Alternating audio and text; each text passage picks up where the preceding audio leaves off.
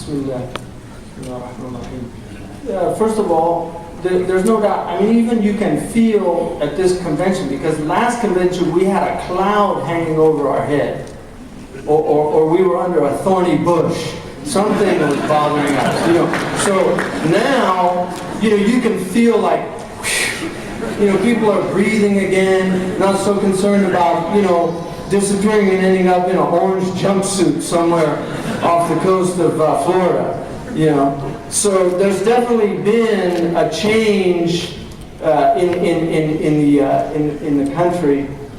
Cairo was an amazing gauntlet thrown down, because the Quran reminds us, وَإِن جَنَحُوا لِلسَّلْمِ فَاجْنَحْ لَهَا. You know, if they incline towards peace, you should incline towards peace.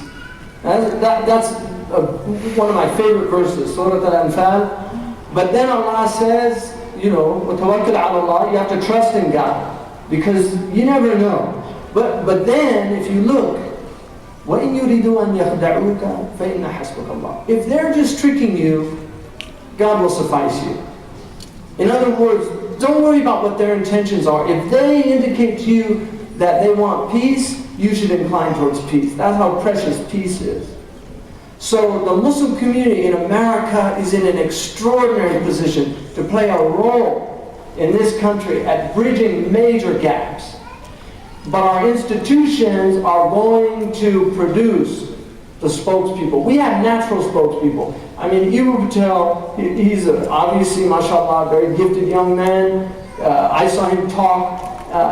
We were at the State Department, and he gave the lunch address. You know, he's not worried about me sitting in the audience. Boy, he just takes off. So he gave an address, and they were all, you know, he was quoting Moody Guthrie and Kant and Sartre and the Prophet ﷺ, and by the end of it, you know, they were impressed. That's what the Muslims have to do in this country. We have to be impressive. Because wherever the Muslims went, they impressed people. That's what they did. The Sahaba impressed people. They hadn't seen people like this before. When they arrived to China, the Chinese had never seen people like that before.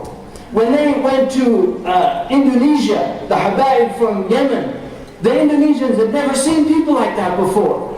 When the Muslims arrived in Syria, one of the Christians at the time said, these people remind us of the descriptions of the disciples of Jesus.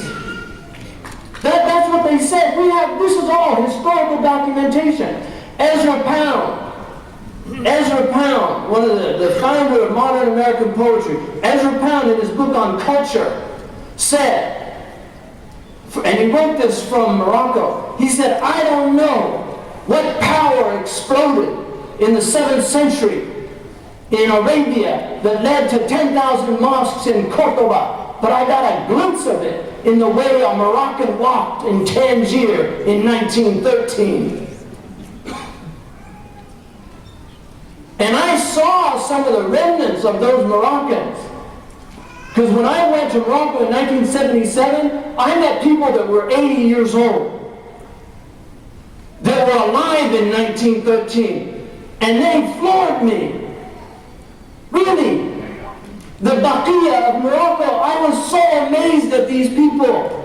The dignity, the presence they had. I was once walking in the souk in Morocco 10 years ago, and he must have been 90 years old. He had a turban on, he was dressed in traditional jalaba with the beautiful.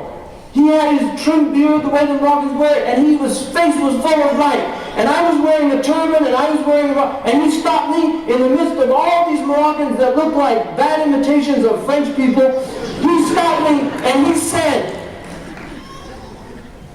he grabbed me, and he said, Mishi Islam, this isn't Islam. And he just pointed around me to all the people. This is a man who saw the transformation of Fez from a city of light and learning to a city of people that have lost their way. And that's what we have to do in this country.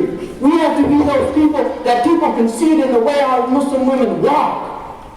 They did a study recently, and I'll end with this, because I know my 2 minutes is up. They did a study recently on people that have been mugged and raped, and what they did was they took muggers, convicted muggers, rapists, robbers, and they showed them videos of city scenes.